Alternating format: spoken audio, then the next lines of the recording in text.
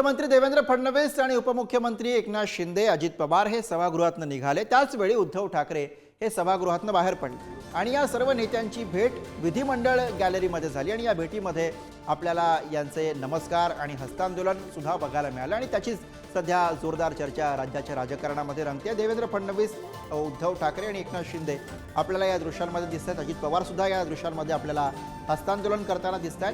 आधी देवेंद्र फडणवीस आले, त्यांनी उद्धव ठाकरे यांना हात मिळवला, नमस्कार केला, हास्य विनोद झाला, ते पुढे निघून गेले आणि अजित पवार सुद्धा यावेळी हस्तांदोलन करण्यासाठी आले। मात्र जेव्हा एकनाथ शिंदे या ठिकाणी पोहोचतात तेव्हा एकनाथ शिंदे आणि उद्धव ठाकरे यांची काही नजरानजर होत नाही।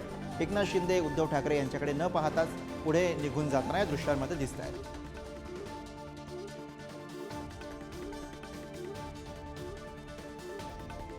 काय म्हणाले?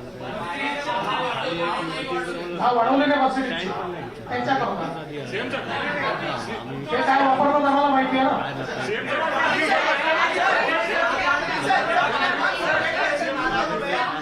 नाही तुम्ही ऐकलं नाही का? 20 लाख रुपयाच्या कारला आम्ही जास्तीत जास्त घ्यायचो, ते आता 30 लाख केलं ना।